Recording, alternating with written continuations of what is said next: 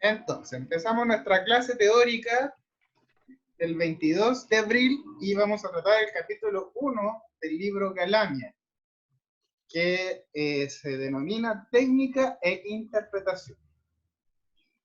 Entonces, lo primero importante que dice el autor es que hay tres elementos básicos de toda la música que todos buscamos, ¿cierto? Siempre. El primero de ellos es el sonido, es tener un buen sonido. Un buen sonido igual es cuestionable. Un buen sonido hace un siglo atrás es distinto a un buen sonido de ahora, pero aún así siempre uno busca una sonoridad que sea como agradable, ¿cierto? No un sonido feo o un sonido que sea desagradable, estridente, ¿cierto? Siempre vamos a estar buscando la afinación, aunque también en la afinación nosotros podemos cuestionarnos qué es afinado y qué no es afinado, y definirlo incluso. Y también tenemos el ritmo. Ya, esas son las tres grandes cosas que tenemos que trabajar siempre, que son lo básico. Y si una de ellas está mal o está débil, entonces lo que estamos haciendo no va por buen camino. Eso es lo básico. Entonces, también habla de que para que una ejecución sea un éxito, deben combinarse la técnica con la interpretación, ¿ya? Esa idea o ese concepto de que la técnica es una cosa y la interpretación es otra cosa es una visión muy del siglo XX, ¿ya? Ahora en el siglo XXI la visión es que la interpretación requiere de la técnica, o sea que una técnica buena te permite interpretar, pero una técnica mala no te permite interpretar, ¿cachai? Ahora, si tú no tienes el ánimo o el deseo de interpretar, ya es otra cosa, ya es un defecto del intérprete. Pero en el fondo antes se pensaba mucho, por ejemplo, que se escuchaba a intérpretes orientales, sobre todo, que tocaban todas las notas, en todos los ritmos, todo el ritmo perfecto y toda la afinación perfecta y la sonoridad, un sonido piola. Y uno lo escuchaba y decía, toca tan bien, tiene tan buena técnica, pero su interpretación es tan fome. Para el siglo XX esa visión era cierta. Para el siglo XXI no. Nosotros ahora pensamos su técnica de arco es deficiente, que no le permite interpretar lo que quieren hacer. ¿Ok? Entonces una buena técnica de arco no solamente tiene que ver con las formas, sino que tiene que ver con el efecto. Y el efecto es la musicalidad en sí misma. ¿Ok? Entonces, esos tres factores que él habla son, primero, el factor físico, ¿cierto? Que es la anatomía del individuo, ¿ok? En forma particular sus dedos, manos y brazos, además de la flexibilidad de sus músculos, y además el funcionamiento fisiológico en lo referente a los movimientos de la ejecución y el accionamiento de los músculos que lo hacen posible. Yo diría que más que fisiológico, como más mecánico, pero bueno, ya, igual tiene algo fisiológico el movimiento muscular y todo eso, ¿cierto? Pero en el fondo lo que él está planteando es que lo físico es un factor importante, ¿ya? Entonces, y tenemos hartas excepciones. Yo conozco un colega que es chelista y que tuvo alguna malformación uterina, entonces no tiene todos sus deditos. Y aún así, sin sus dedos, o sea, él como que al inicio en el fondo no tendría no cumpliría este factor físico, y aún así él sí puede tocar y puede tocar bien. Así que todo Él eso es el que toca en la Orquesta Interfacultades de la Católica, ¿no? parece, Ignacio se llama. Sí, Ignacio, sí, Tejeda, ¿no? sí, parece. Sí, Y él toca súper bien, pues. Entonces, ahí nos damos cuenta sequísimo. cómo todos esos factores que parecen como tan determinantes pueden ser no tan determinantes cuando la voluntad es más fuerte y el esfuerzo es más fuerte. El segundo factor que él habla es el factor mental, la capacidad mental para anticipar, dirigir y supervisar la actividad muscular. Y en este factor mental le agregaría también, porque también es algo muy del siglo XX y que no lo aceptamos tanto en el siglo XXI, que en el factor mental también está el estado psicológico. que él no lo menciona, pero ahora nosotros sabemos que es muy importante. Cuando uno tiene miedo, la probabilidad de fallar en el violín es muy alta, ¿cierto?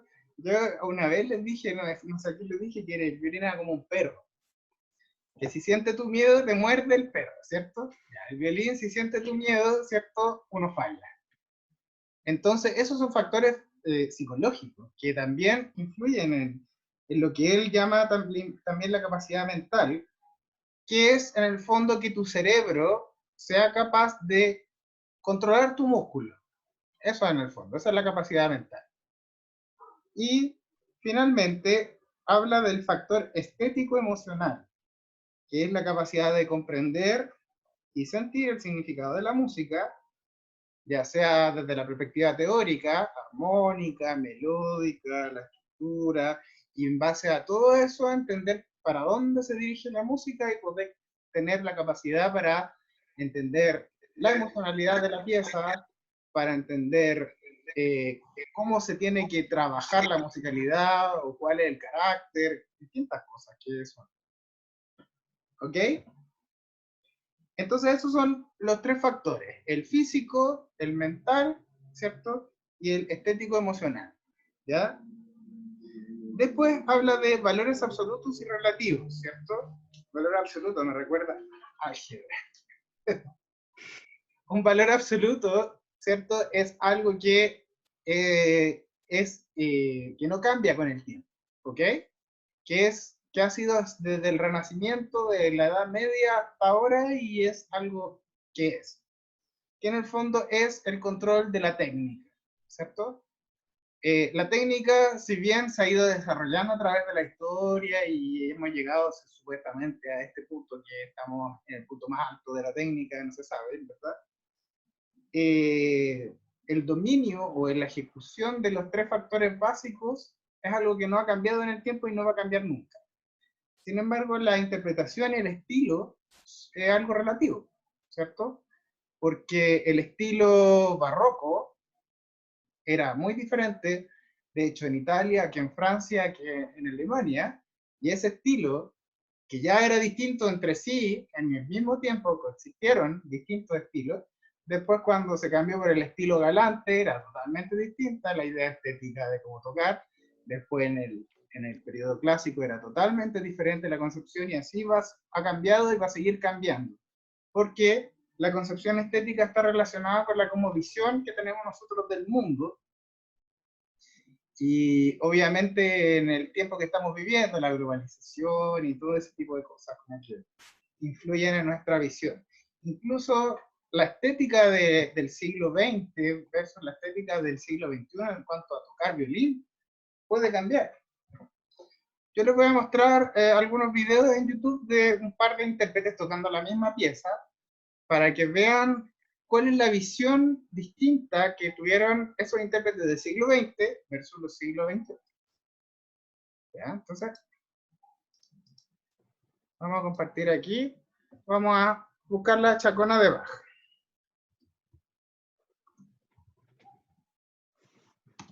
Y vamos a elegir a Halifax.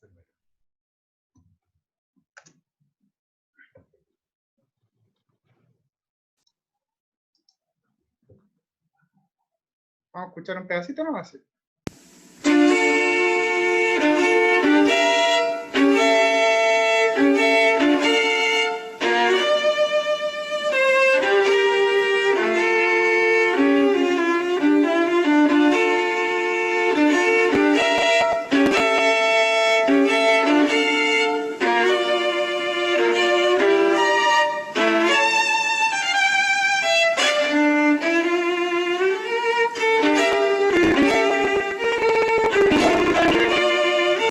Ok.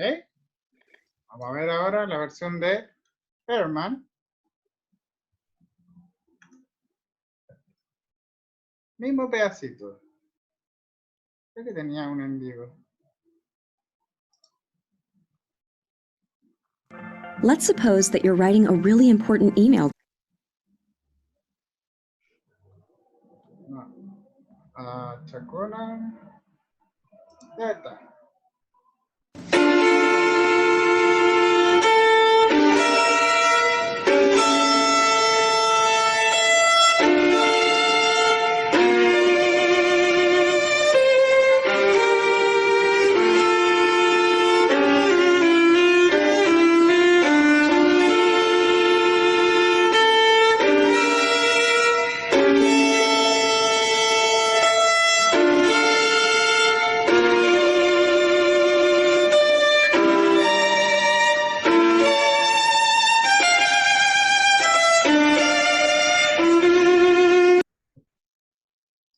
escuchar otra versión de la Hilary Hannah, a ver.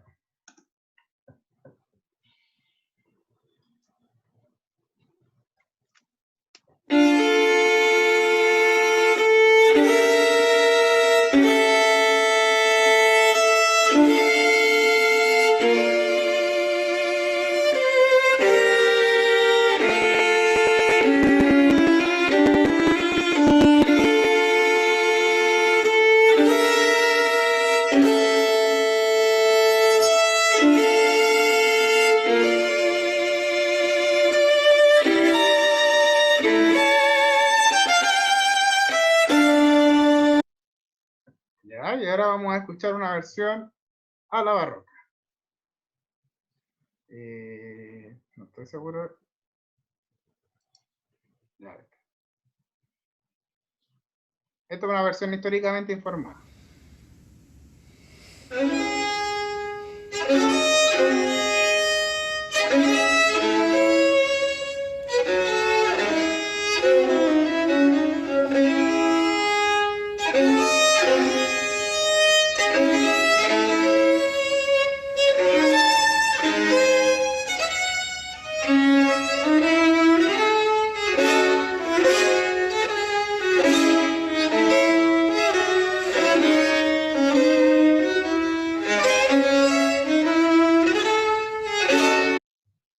Y otra barroca, como para contrastar.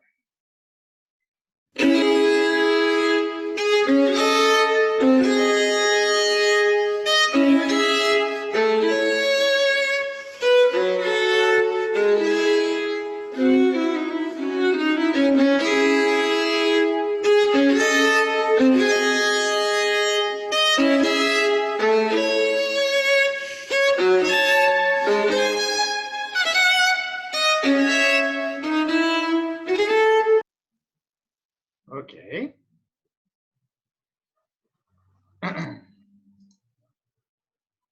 Ya, comentarios.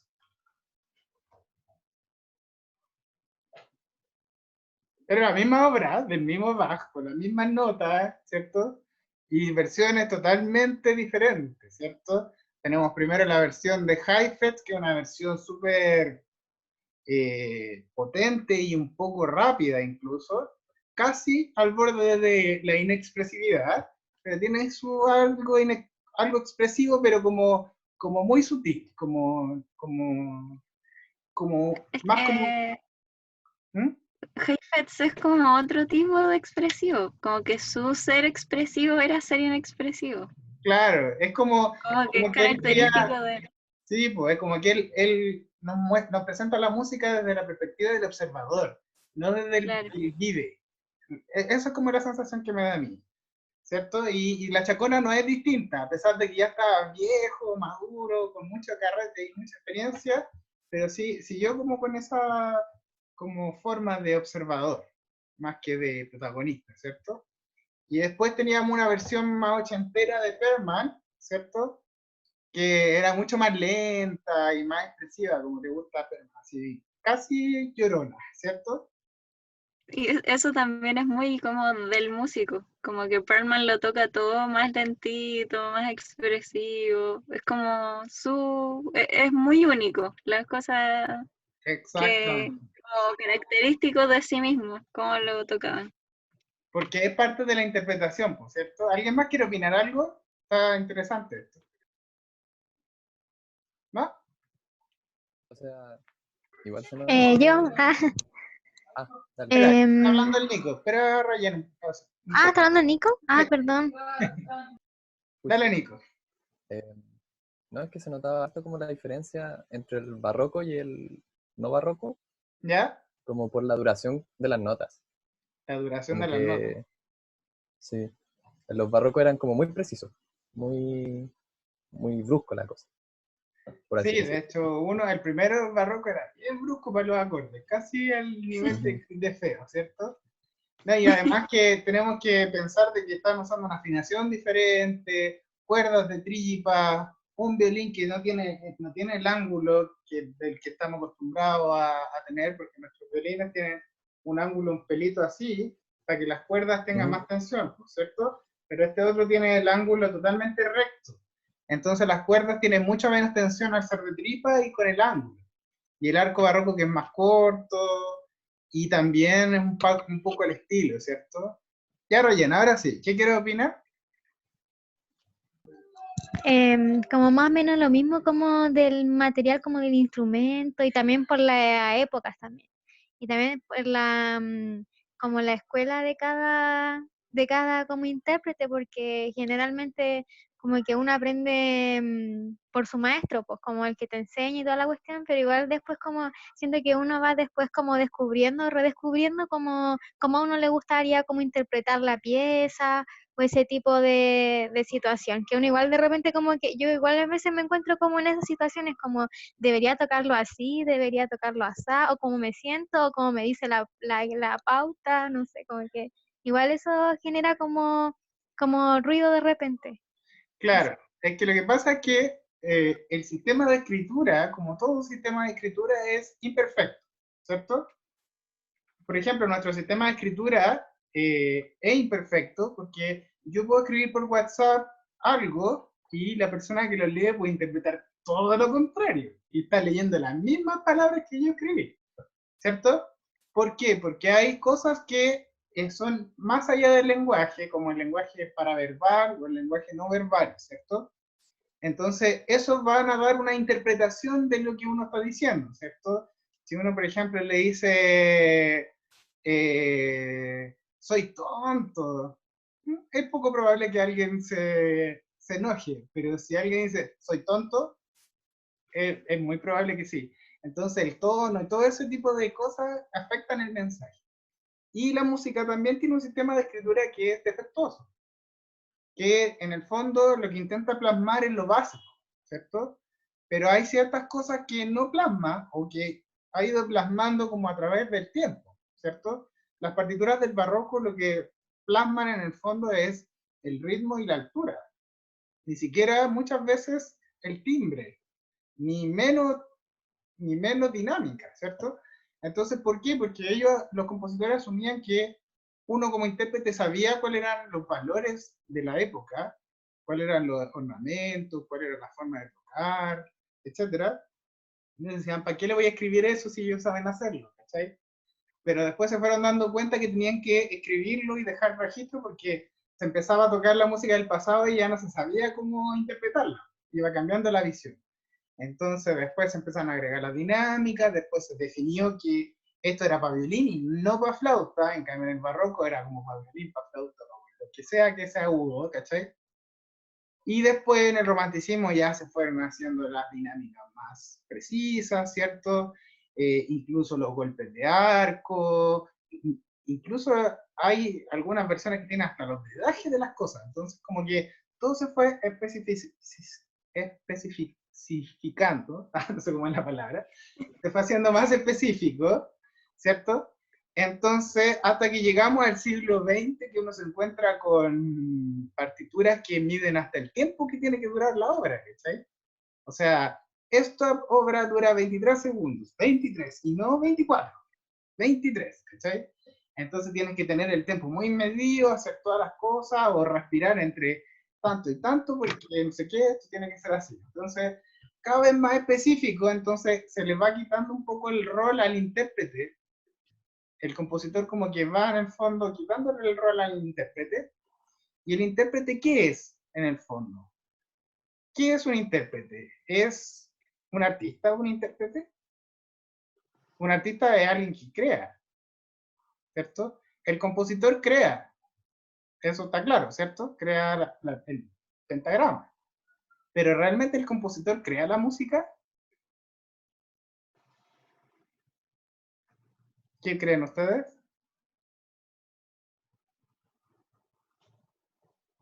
No, somos los intérpretes los que creamos la música. Nosotros creamos los sonidos, ¿cierto? El compositor crea el orden de ese sonido, que es el pentagrama, es como una pauta a seguir en el fondo. Pero quien sigue esa pauta es el intérprete, que es un intermediario en la creación musical, que es el que crea los sonidos, ¿cierto? Entonces, si nosotros creamos los sonidos, pero el intérprete nos empieza o sea, el compositor nos empieza a quitar cada vez más nuestro espacio, nosotros dejamos de ser intérprete y pasamos a ser ejecutante. Es distinto leer un poema con una interpretación a leer que lo lea un poema esa como voz que sale en los tutoriales de YouTube, ¿cachai? Que habla como así, o no. Eso no puede tener ninguna interpretación, ¿cierto? Y eso es lo que como un poco pasa, ¿cachai? ¿Sí? Entonces es súper importante. Nosotros somos artistas y somos creadores de sonidos. ¿Y cómo creamos ese sonido? A través de nuestra técnica, ¿cierto? Y a través de nuestras ideas de interpretación que se concretan a través de la técnica, ¿cierto? Ok. Seguimos entonces.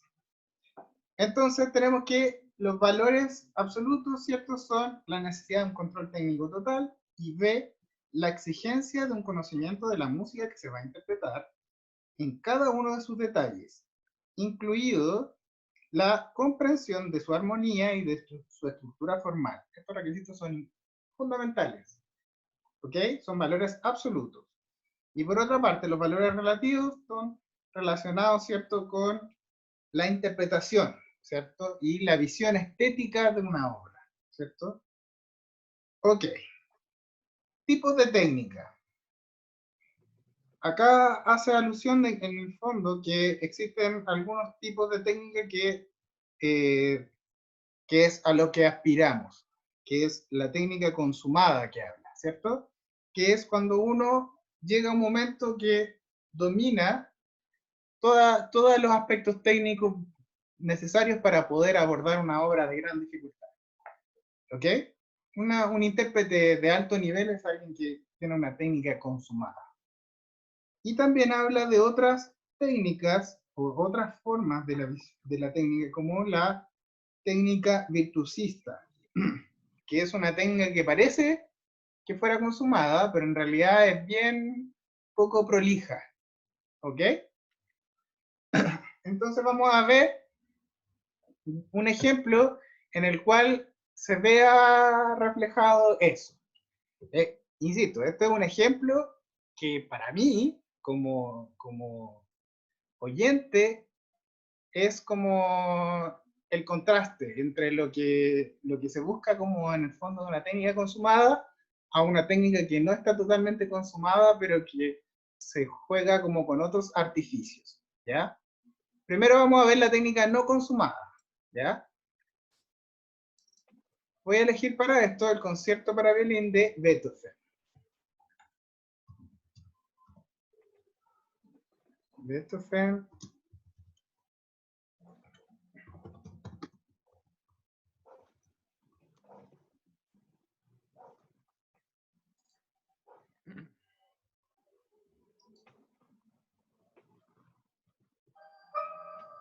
Voy a adelantarla.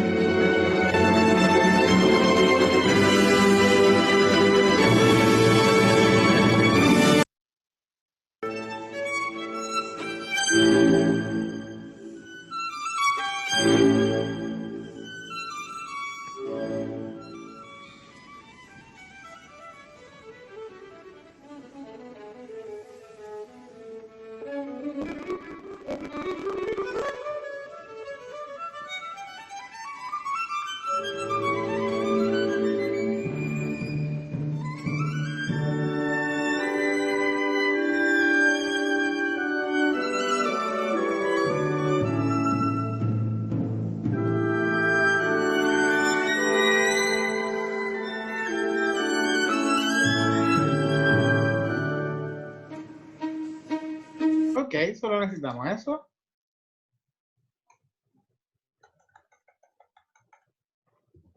Creo que es la misma orquesta.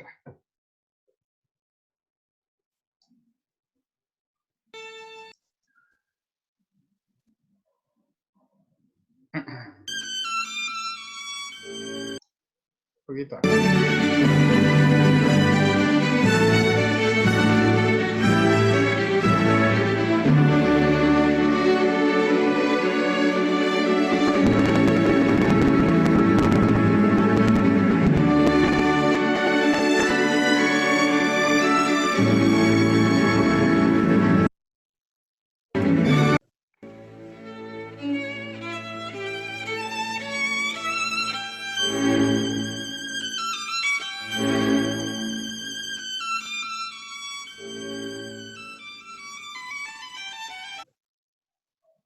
Ah, En Mercado Libre sabemos que lo mejor que puedes Ah. hacer en esta situación es esperar. Esperar para volver a salir.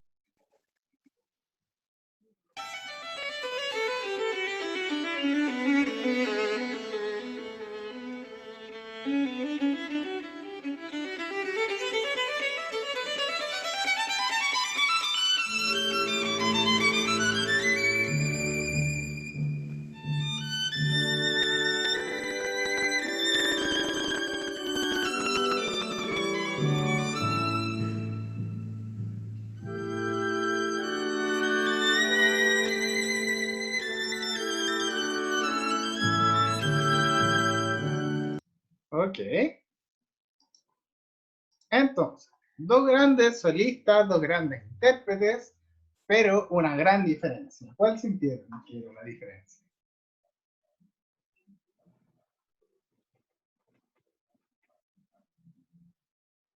¿Alguien sintió la diferencia o la encontraron igual? Habían como diferencias en las dinámicas. Sentí que hacían algunas partes como levemente distintas. Como que Sí, la primera tocaba como un poquito más bajo en algunas partes. la primera tocaba muy bajo, que casi ni se escuchaba como solista. Ujú. Eso como que La, decía, ¿cierto? Como que no tenía era sonido. como la técnica del arco, como la Claro. presión, el manejo de las presiones del arco, como que se notaba demasiado y después a Hillary como que su arco es perfecto y, se notaba mucho. Sí, tal cual. Perfecto. Es la técnica del arco, una técnica de arco consumada y otra técnica de arco que no es consumada, ¿cierto? Que claramente no es consumada. Entonces, ella como que el sonido que le daba era como un Beethoven flaco, así como dice así como, y más encima, para peor, inventa una escalita que no existe, ¿cachai? Entonces como que, ya así como que, yo cuando escuché esa versión fue como, ya, acabo de tener un referente, de no, ¿ok? Era Entonces, como un poco triste, no sé, como el paso del arco. O sea, yo lo que sentí de su arco, a pesar de que era muy afinada y podía hacer buenos cambios de posición y todo, su arco era como, no sé, por nosotros, así claro, como, como exceso de velocidad sin presión, sí. entonces como que no proyectaba su instrumento, ¿cierto? Ujú. Y ahora les voy a mostrar un ejemplo de técnica virtuosista que habla ahí, que es una técnica que pareciera que es muy consumada, pero en realidad tiene muchos detalles.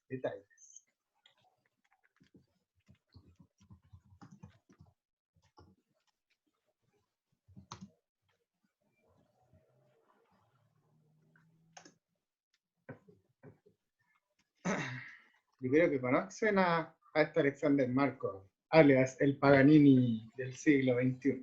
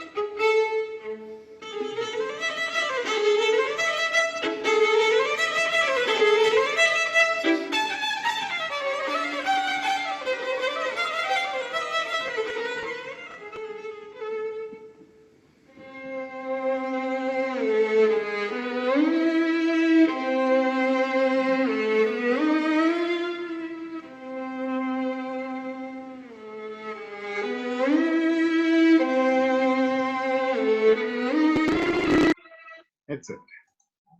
¿Se entiende un poco la diferencia o no?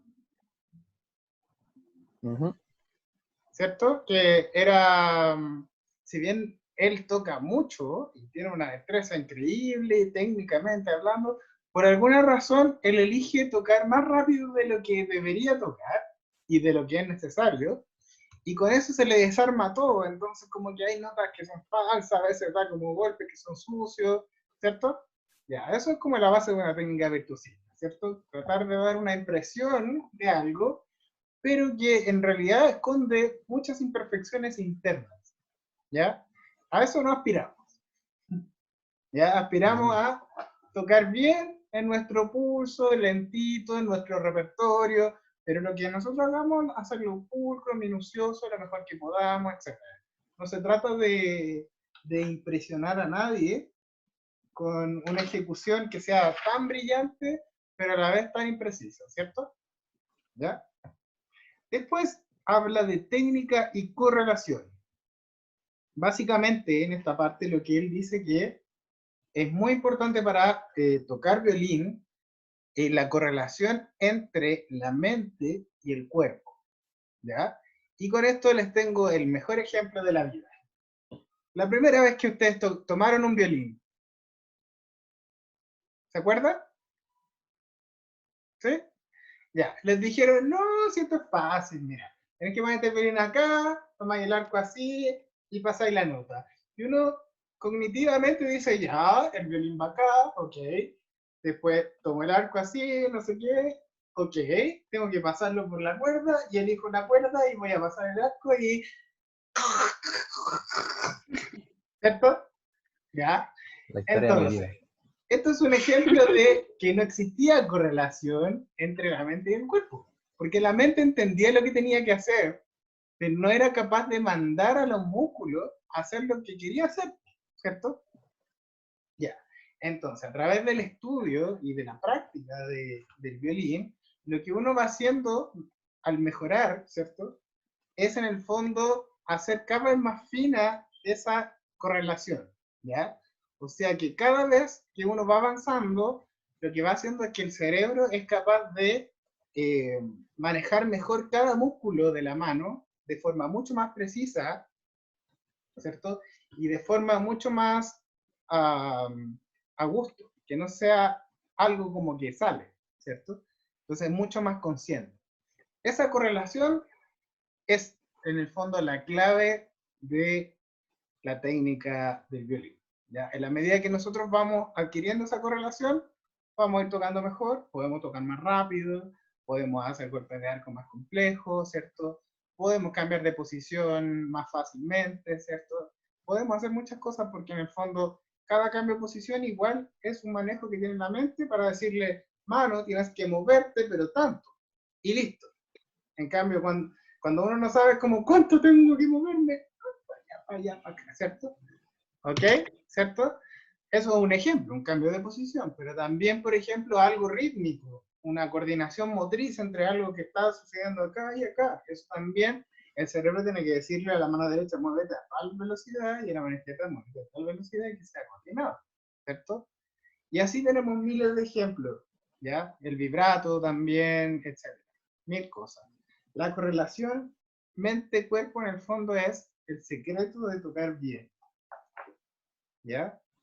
Y ¿por qué uno piensa a veces, sobre todo cuando uno es chico a veces o parte en una orquesta y hay niños como que les cuesta muy poco y otros que les cuesta mucho? Y eso es solamente estimulación musical y corporal, de tal manera que ellos llegan con una correlación un poquito más alta que el resto. No es el talento, ese talento innato, ¿cierto? Hay ciertos instrumentos en el que el talento innato hace mucho. En la voz, por ejemplo, de repente hay gente que viene con la voz colocada desde que nació. Ya en el violín no existe eso. Nadie nace tocando violín ni nada de eso. Todos pasamos el mismo proceso, solamente que algunos pasan el proceso antes o después. ¿Ya? Sigamos.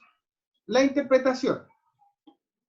La interpretación es el objetivo final del estudio de cualquier instrumento, su única razón de ser, ¿cierto? En el fondo, nosotros desarrollamos una técnica para interpretar. Si no interpretamos, entonces no estamos haciendo música, sino que simplemente estamos ejecutando como si fuéramos un robot, ¿cierto? ¿Ok? Entonces, con esto quiero que siempre tengan claro que aspiramos a ser muy precisos, pero si fallamos en esa precisión, no es tan terrible como hacer una interpretación plana, o sea, una falta de interpretación, ¿cierto? Porque una falta de interpretación habla de nuestra no humanidad. En cambio, un error ¿cierto?, de la precisión, habla también de nuestra humanidad. Entonces, demostramos nuestra humanidad, ¿cierto?, interpretando, y si esa humanidad se extiende a que no somos tan precisos, no importa, pero es mejor eso a una interpretación fome, plana, ¿cierto?, con miedo, sin una idea musical, sin un precedente, ¿ya? También habla que hace como una comparación entre la interpretación y cómo un orador habla, ¿cierto? Y hace esta distinción porque existen dos extremos, que son, uno, la preparación TOC, casi, muy acuiciosa, así como de cada detalle, de cada punto, y es una preparación tan extrema que llega a ser artificiosa, ¿cierto? Y por otro lado tenemos las personas que son totalmente impulsivas, totalmente que improvisan todo. Es como, no importa, si total, ahí veo qué hago y chao, ¿cierto? Tenemos esos dos extremos. Entonces, aquí el autor habla que no debería ser ni la una ni la otra, sino un equilibrio, ¿cierto? Porque si nos excedemos, ¿cierto?, en la planificación, se vuelve una interpretación artificial, e insisto, ya no es una interpretación humana, porque nosotros los humanos no somos planificados de todo, no somos planificados en el fondo, así como totalmente, sino que tenemos cierto grado de planificación que nos ayuda en la vida, ¿cierto?, que nos ayuda a desarrollarnos, que nos ayuda a hacer las cosas que tenemos que hacer, pero cuando eso se excede, se vuelve artificial, como un robot, no sé, ¿cierto? Y por otra parte, el exceso de improvisación produce muchos problemas en la vida, ¿cierto? Pero la falta de ella, de la improvisación, genera cosas muy artificiales. Entonces, él plantea que tiene que ser un poco de los dos, en el fondo. Uno con el estudio se prepara, hace una planificación y todo, pero después a la hora de interpretar uno tiene que vivir un poco el momento, dejarse llevar por la música, que sea lo que tiene que ser. Ya educaste tu cuerpo, ya hiciste todo lo que tenías que hacer, no podés estar pensando, aquí voy a hacer este cambio, pero ¿lo hago tercera o lo hago a segunda? Eso ya no va cuando uno ya está tocando, ¿ya? Eso era cuando uno estaba estudiando. Si tú empiezas a dudar de tu planificación en el fondo, lo que obtienes es un error, ¿ya? Entonces, eso ya es un exceso de improvisación. Pero, por ejemplo, el decir, ok, voy a cambiar de posición y voy a vibrar de tal manera para que después voy a poner el siguiente dedo y con ese no voy a vibrar un poco menos y voy a cambiar de posición. Entonces, en ese momento voy a levantar el violín y voy a presionar el arco más. Eso es una planificación demasiado extrema, ¿cierto? Entonces, están tocando, era como, y ahora tenía que vibrar, y ¿cuándo tenía que levantar el violín? Y como, demasiado pensar, ¿cierto? Uno tiene que pensar cuando uno prepara una obra y tiene que dejarse llevar cuando uno interpreta, ¿ok? Ese es como el gran mensaje que él habla respecto de la interpretación. Ya. Bueno, habla de Kreisler, bla, bla, bla, bla, bla, bla. Elementos acústicos en la ejecución, ¿ya? Vocales y consonantes. Esta es la parte que yo quería que llegara. Entonces, voy a compartir con ustedes la pizarra. Vamos a analizar primero los elementos acústicos. Tengo una pregunta. ¿Qué es la acústica?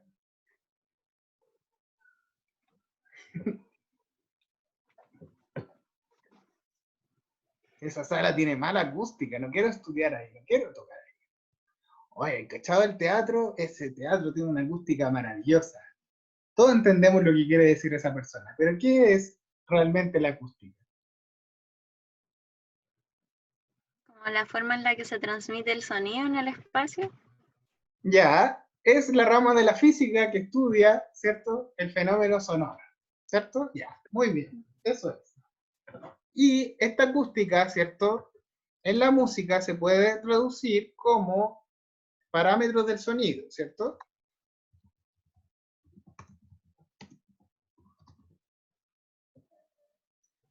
Esta clase es como, yo creo que es como de cuarto básico de música, ¿no?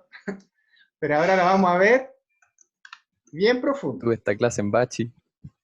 También, parámetros del sonido. ¿Cuál es el primer parámetro del sonido que siempre se menciona?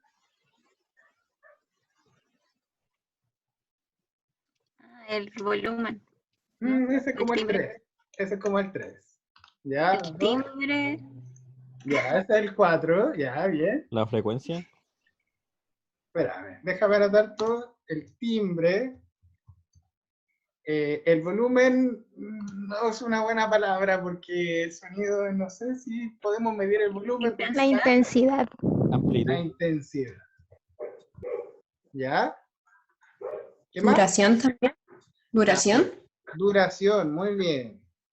y altura, algo así era. Altura. Eso es. Entonces, la altura, ¿qué es? Nosotros podemos decir en música, ¿cierto? Que son las notas musicales. Pero físicamente hablando, ¿qué son las alturas? ¿Qué es un sonido, primero? una vibración. Es una perturbación, ¿cierto? De En partículas. las partículas, ¿cierto? Wow. Que producen una vibración, ¿cierto? Ya. Y para que haya sonido necesitamos, ¿cierto? Las partículas. Por lo tanto, en el aire hay partículas, hay sonido. En el agua hay partículas, hay sonido.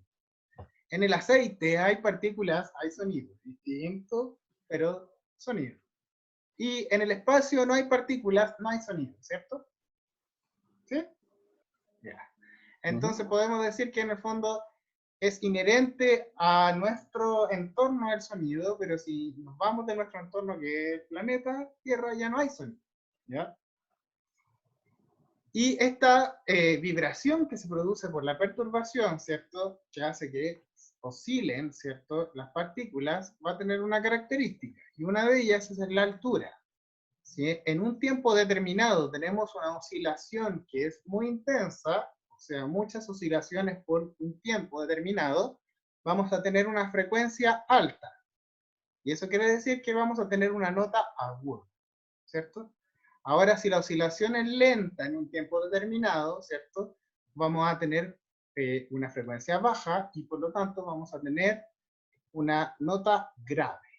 ¿Ok? Las notas graves tienen oscilaciones lentas que viajan mucho más tiempo que las oscilaciones rápidas o agudas, que son no quería usar la palabra frecuente, pero son tan frecuentes, ¿cierto?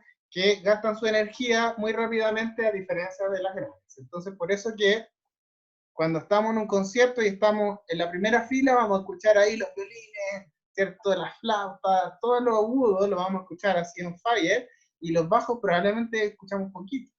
Pero si nos ponemos al final, probablemente vamos a escuchar mucho más el bajo. Y creo que todos hemos vivido alguna vez que el vecino hace un carrete y pone cumbia, y escuchamos el bajo retumbar, pom, pom, pom, pom, y no quiere dormir, y tenía la guata al bajo, ¿cierto? Pero no tenía los otros instrumentos, tenía el bajo ahí que resuena en la guata, ¿cierto? Porque ese bajo tiene la capacidad de viajar mucho más espacio que la nota aguda, que se gasta toda la energía muy pronto. Y de acuerdo a... Profe, una acotación a eso, es que yo estudio fonobiología. Ya, acá. Y en el oído está la cóclea y todo eso en el oído interno. Sí. Y la cóclea como que percibe, tiene una tonotopía, donde recibe como todos los sonidos agudos y a graves. Y por ejemplo, cuando en la cóclea, como principalmente se escuchan como los sonidos agudos. En cambio, como los graves tienen que viajar toda la cóclea para llegar como al final, a la cúspide de la cóclea, y ahí recién como que percibimos los graves. Entonces, por eso también como que a la gente que empieza como a envejecer, por decirlo así, como que empieza a perder como ese sonido como de los graves, porque la onda ya no llega como a la cúspide de la cóclea, o las células empiezan a morirse. Entonces, Ya. igual como que hay como una relación con eso. Pero eso. Sí, es bien choro. De hecho, acústicamente, ¿tú me podrías explicar, Rayen, por qué uno escucha mucho más las notas medias porque yo cuando tuve que aprender un curso de manejo de editor de sonido, como que el ingeniero de sonido siempre decía, si van a ecualizar, quítenle al medio, ¿cachai? Porque como que uno escucha todos los medios y como que los extremos no tanto, debe haber como una curva de Gauss ahí como de la estimulación en las células quizás, ¿no? Sí, exactamente. Hay como un rango medio que es el sonido como o de los hertz, por así decirlo, del lenguaje, de la comunicación humana, del lenguaje hablado. Entonces, por eso se concentra como todo ahí. Y los extremos son como muy extremos, como está el ultrasonido, infrasonido, y como que eso nosotros no lo percibimos mucho. Pero generalmente como que percibimos más lo que hablamos, el tono, o sea, la altura de lo que hablamos. Eso. Qué buena, buen dato. Gracias, Rayen. Entonces, de acuerdo a estas frecuencias, se fueron definiendo alturas, ¿cierto? Alturas y notas musicales, ¿ya? Y estas notas musicales en un principio no eran muy definidas. Entonces, vamos a ver el siguiente video, a ver si lo encuentro.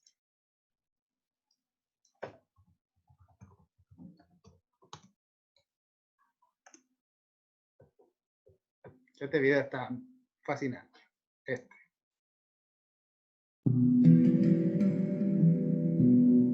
Pitágoras de Samos fue un filósofo y matemático griego quien, aparte de ser un genio por todos los méritos que hoy conocemos, era también usuario de un oído musical privilegiado, capaz de encontrar relaciones entre las propiedades matemáticas de la música con el mismo orden natural del cosmos. Pitágoras mismo solía decir que los cuerpos celestes producían música en base a sus órbitas y rotaciones, música que sin embargo era imposible de oír, ya sea porque hemos estado siempre acostumbrados a ella o porque el sonido es tan potente que escapa a nuestras capacidades auditivas. Y ahora sabemos porque no hay sonido, ¿cierto?, en el espacio, ¿cierto? Pero sí hay otro tipo de ondas que viajan. De ahí podemos conversar quizás más adelante de eso.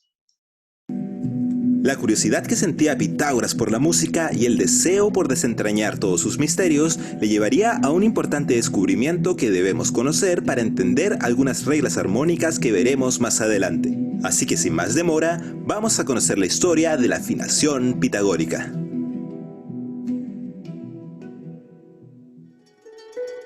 La historia comienza en la antigua Grecia, precisamente en el siglo VI a.C., donde Pitágoras se encontraba muy ofuscado ante la situación de que la gran mayoría de músicos inexpertos eran incapaces de afinar de manera armónica sus instrumentos, ya que por aquel entonces los conceptos de intervalo o escala musical no estaban determinados aún. Frente a tal conflicto, Pitágoras meditaba profundamente para intentar ingeniar algún criterio racional que le permitiese medir las consonancias musicales de forma matemática y en base a eso construir alguna clase de herramienta para que hasta el más burdo músico en Grecia pudiese afinar su instrumento correctamente y producir así música armónica. Un buen día, mientras Pitágoras caminaba cerca de una fragua, elucubrando ensimismado posibles soluciones a su dilema, unos molestos ruidos le hicieron despertar de su trance.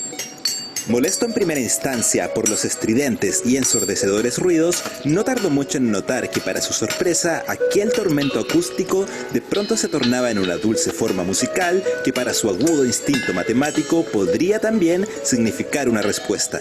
Al observar detenidamente, pudo darse cuenta de que los ruidos provenían de los martillos que utilizaban los herreros para golpear y dar forma al hierro fundido mientras forjaban espadas para matar a los peligrosos dragones que atacaban Grecia.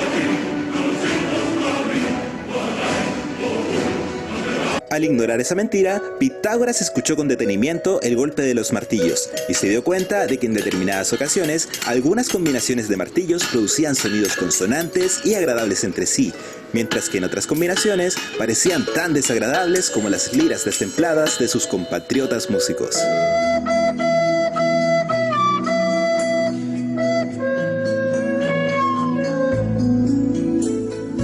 Al examinar cada uno de los martillos, pudo llegar a la conclusión de que la masa del martillo determinaba la altura del sonido producido, y tras un estudio más meticuloso, descubrió que los martillos cuyas proporciones eran de 1 medio, 3 medios y 4 tercios sonaban consonantes entre sí.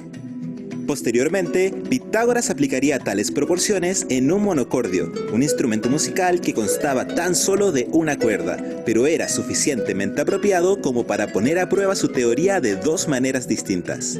La primera de ellas, utilizando un monocordio en donde la cuerda estuviera atada a un peso, el cual provocaría una tensión en la cuerda proporcional a la masa del peso utilizado, obteniendo como resultado, al aplicar las proporciones de los martillos, los mismos sonidos consonantes. Y en segundo lugar, utilizando un monocordio con puente móvil, convirtiendo las proporciones antes mencionadas en distancias donde situar el puente, y comprobando así que al tocar la cuerda se obtenían una vez más los mismos resultados.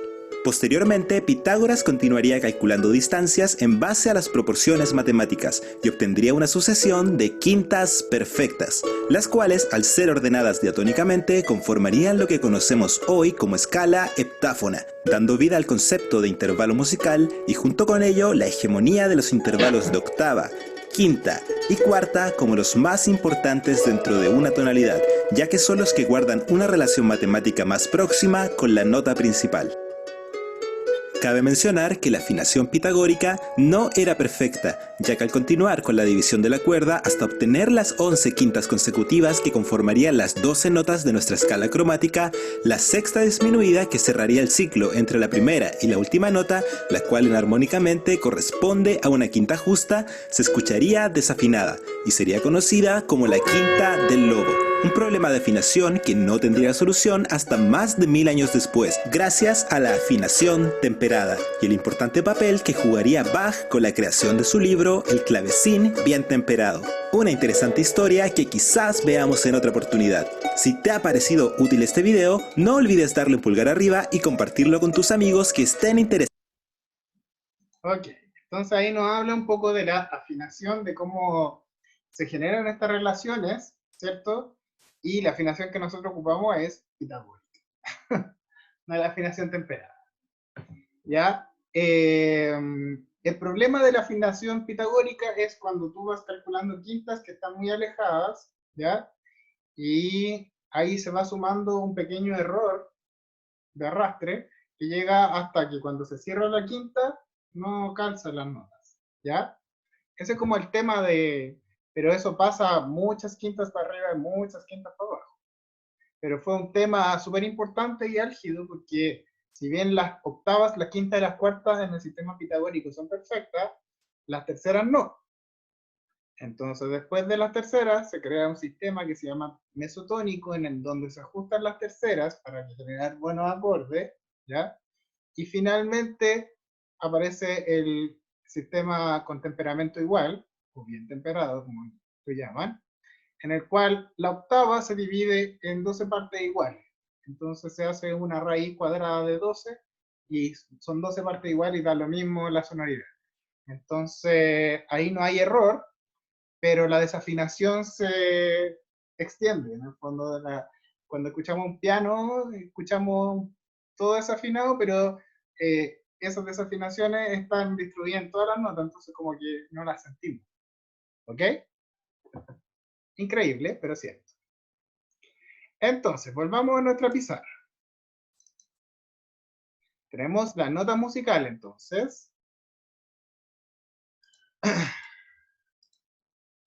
Y aquí tenemos la afinación, ¿cierto?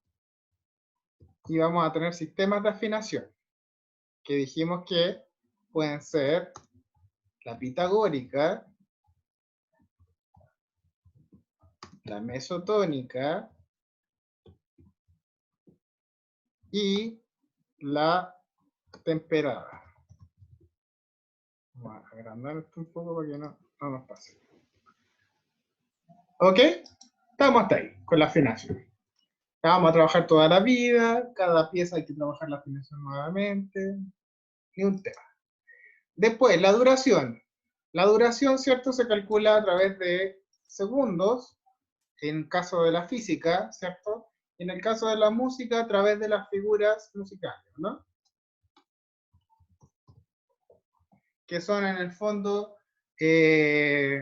una subdivisión del tiempo determinado por el tempo y están en relaciones proporcionales siempre cada una de ellas, ¿cierto? En la duración no tenemos mucho que decir. En la duración. Sí. Intensidad. La intensidad, ¿cierto? En la física se va a medir a través de decibeles, ¿cierto? ¿Ok? Pero en la música se va a medir a través de las dinámicas, que también son relativas, ¿cierto? Tenemos el piano, que es relativo al forte. Y ahí podemos hacer entre medio, mezzopiano, mezzoforte, o extremos mayores como piano, pianísimo y fortísimo, ¿cierto? También en la intensidad podemos hacer crescendo, diminuendo y todo eso, que son alteraciones en el fondo de una dinámica hacia otra. Y finalmente tenemos el timbre. Y este me gusta a mí. ¿Qué es el timbre? Es como de qué material proviene el sonido, algo así. Sí, dos violines tienen el mismo material y suenan distintos, ¿no? ¿Qué es el timbre?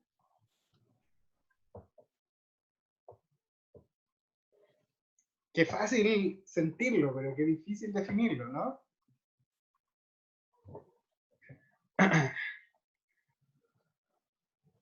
¿No? Bueno, el timbre se define como un sonido característico de un instrumento, ¿ok? Ya sea de un instrumento en relación a otro instrumento o de un mismo instrumento en relación a otro mismo instrumento, ¿cierto? Mi violín no suena igual que los violines de ustedes, en el fondo, y son la misma materialidad. Y cómo en el fondo se genera esta relación que el oído tiene que en el fondo captar, ¿cierto? Y esto lo podemos ver también en un video bastante explicativo del timbre, que tiene relación con la serie armónica.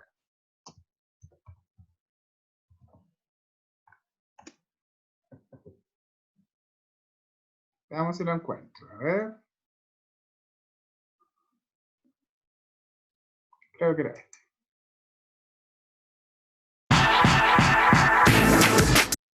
Vamos a ver No, qué ocurre. no era ese.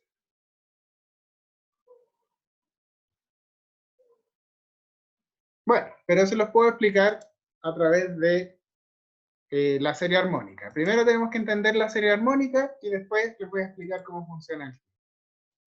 Bienvenido nuevamente a otro video de Arte Sonoro en Línea. En la naturaleza, es muy raro, si no imposible, escuchar tonos puros, hechos de una única frecuencia, como el siguiente.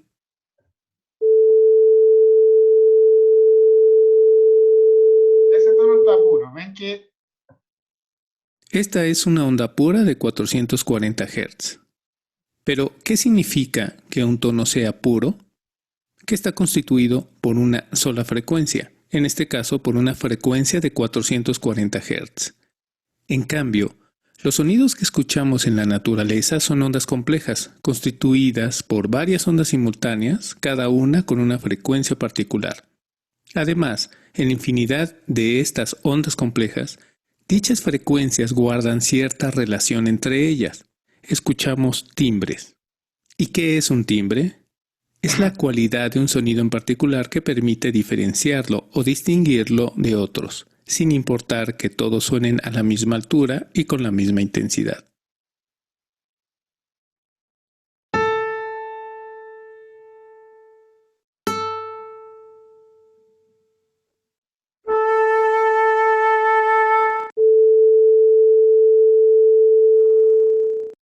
Todas las notas que acabas de escuchar están a la misma altura. La diferencia entre ellas depende de la forma y naturaleza de los elementos que entran en vibración para generar el sonido específico. ¿De qué está hecho el timbre? La riqueza de un sonido, como por ejemplo una nota generada por un instrumento musical, está constituida por la suma de varias frecuencias distintas. A la frecuencia más baja se le llama fundamental, y el tono que produce se utiliza para nombrar la nota. A las siguientes frecuencias se les llama armónicos, o parciales de la frecuencia fundamental. Los armónicos son múltiplos enteros de la fundamental. Por ejemplo, los armónicos de una onda de 110 Hz serán los siguientes. A esta sucesión se le llama serie armónica. También tenemos parciales, que son tonos diferentes de la fundamental, multiplicados por fracciones. Y también existen subarmónicos, que son divisiones de número entero de la frecuencia fundamental. Los instrumentos que generan tonos definidos producen principalmente armónicos. En cambio, los instrumentos de tono indefinido, como muchas percusiones, producen parciales. Veamos los intervalos de la serie armónica desde la fundamental hasta el armónico 16. En este ejemplo, nuestra nota fundamental es Do. Tenemos como segundo armónico otro Do, un tercer armónico que es Sol, el cuarto armónico es Do, el quinto armónico es Mi, el sexto armónico es Sol, el séptimo armónico es Si bemol, el octavo armónico es Do. Ya, entonces, ¿se entiende? Tenemos como nota fundamental esta nota bien grave. Entonces, este es el 1.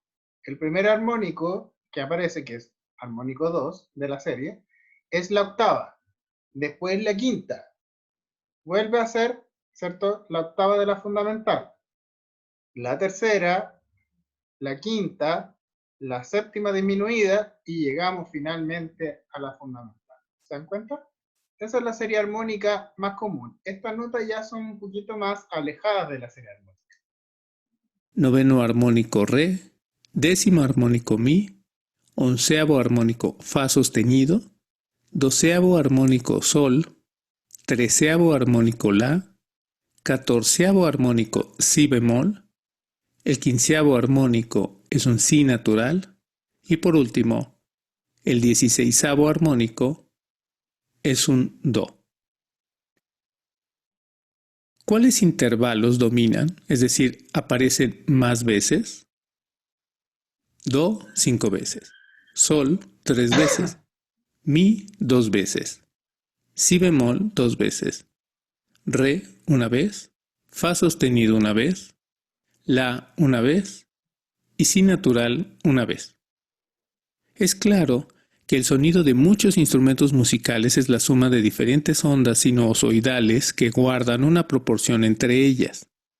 Nuestro oído no puede percibirlas separadamente, las une en una sola sensación. Eso es lo que llamamos timbre. ¿Para qué es útil saber esto? La serie armónica. Eso ahí va a hablar de un programa que no nos importa. Entonces, armónicos, violín. Esto es interesante de ver porque cada instrumento va a tener más sobreexpresado o muy subexpresado distintos armónicos y eso va a generar en el fondo que sea un sonido característico de un instrumento.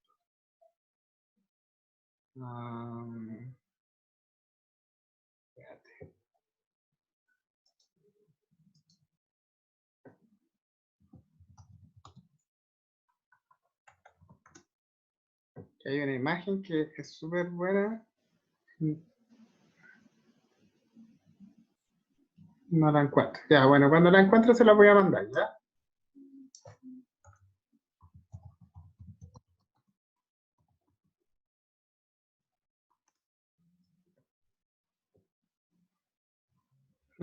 No la encontré esta vez.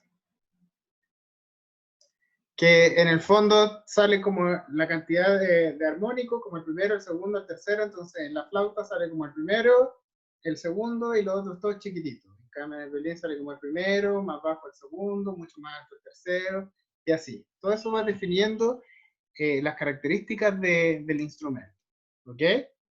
Y eso es el timbre, en el fondo, y para entender el timbre tenemos que entender la serie armónica, ¿cierto?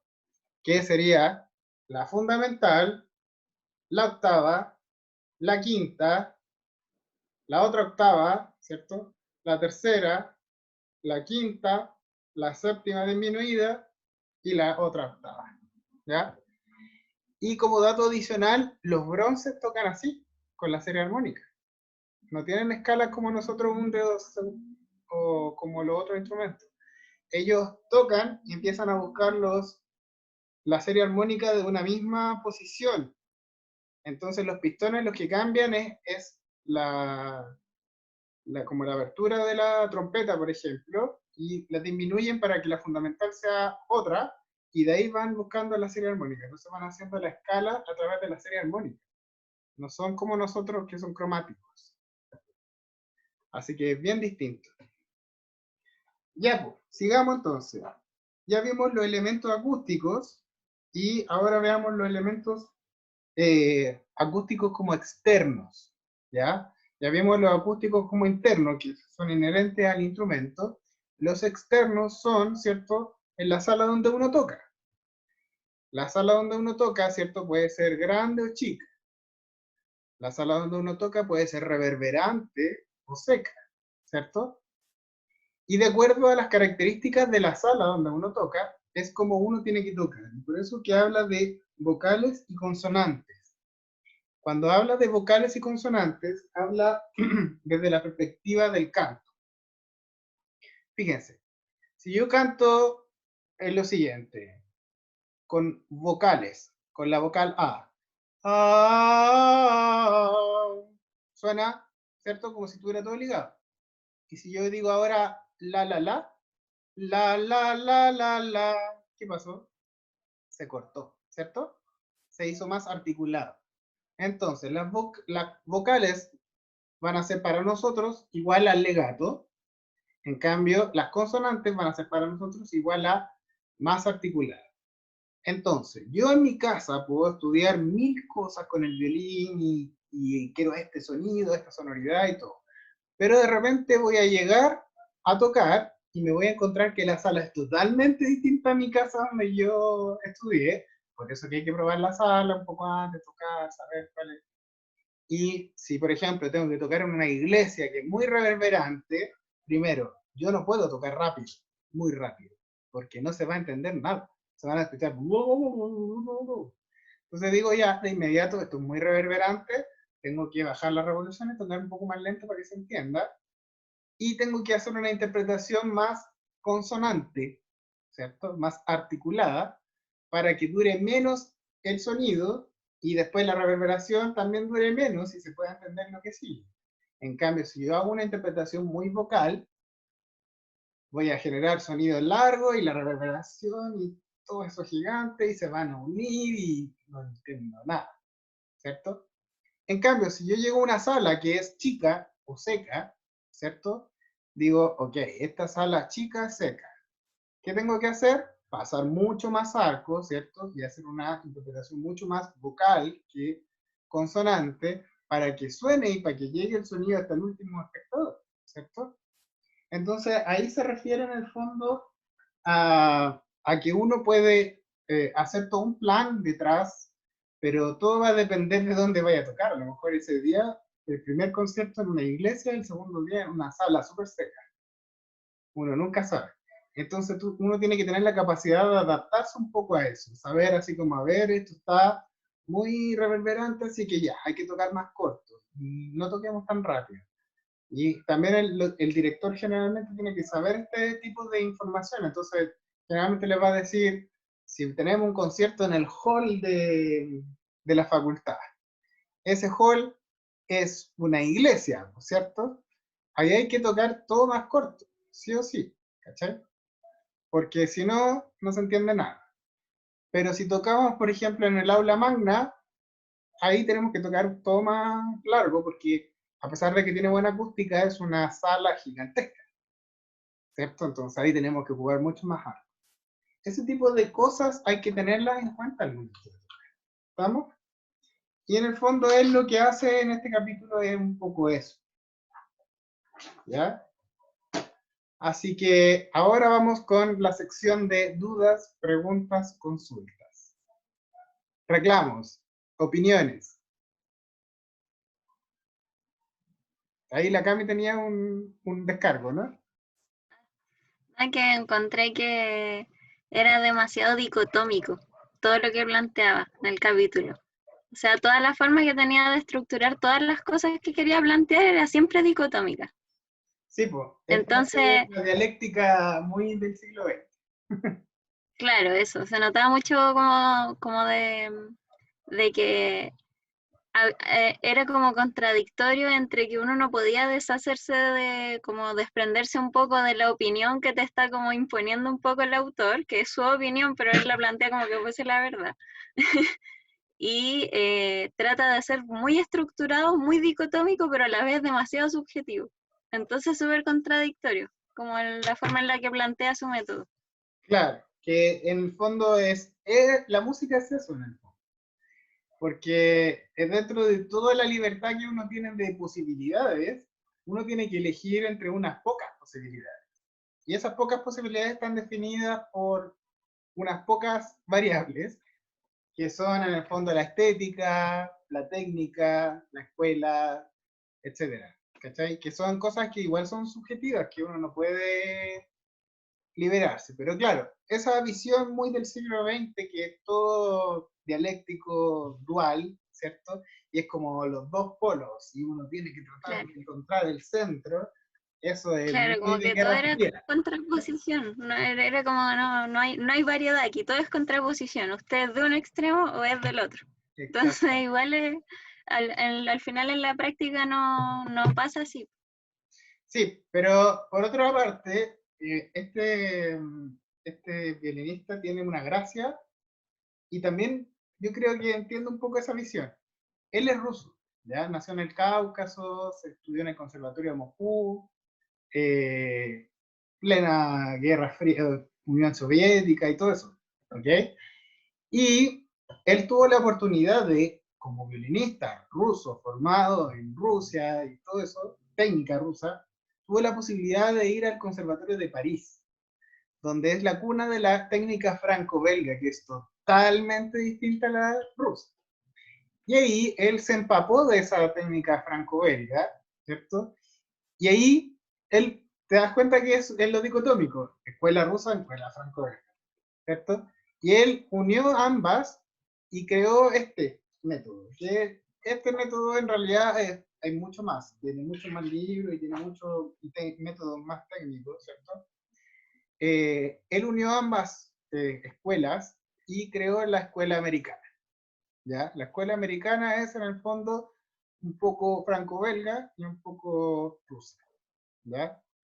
Es un poco franco-belga, por ejemplo, en la forma de pasar el arco, pero un poco más rusa en la forma del vibrato, por ejemplo, o de la mano izquierda. Entonces, como que esa visión que él tiene, a pesar de que es dicotómica, generalmente, si tú te fijas, siempre plantea una tercera opción que está entre medio de las dos.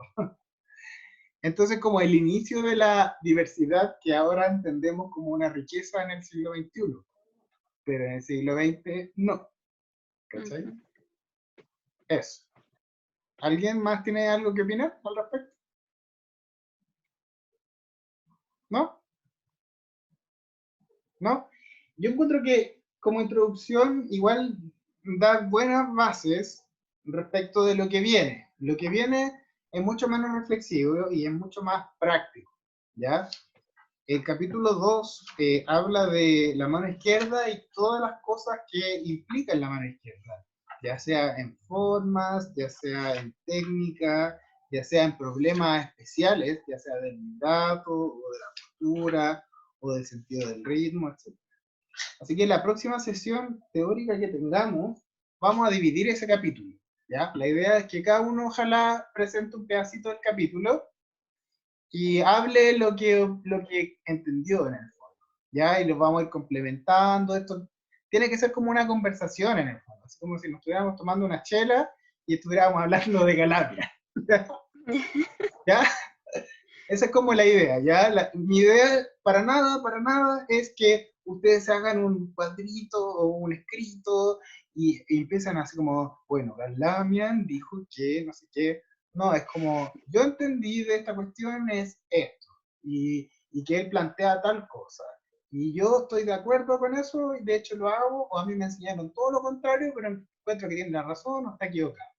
Es como ese tipo de dinámica en la que me gustaría, ¿ya? Como con altura de mira, como que si estamos haciendo esto que nos gusta, estamos leyendo esta cuestión que no es tan entretenida, pero que va a tener un efecto en el fondo. Así que tratemos de hacerlo como efectivo desde esa perspectiva, ¿ya? Así que así me gustaría que lo abordáramos, ¿ya? Y para terminar esta sesión, solamente los que quieran y puedan, tengo una encuesta de Google Form con algunas preguntas sobre lo que vimos hoy.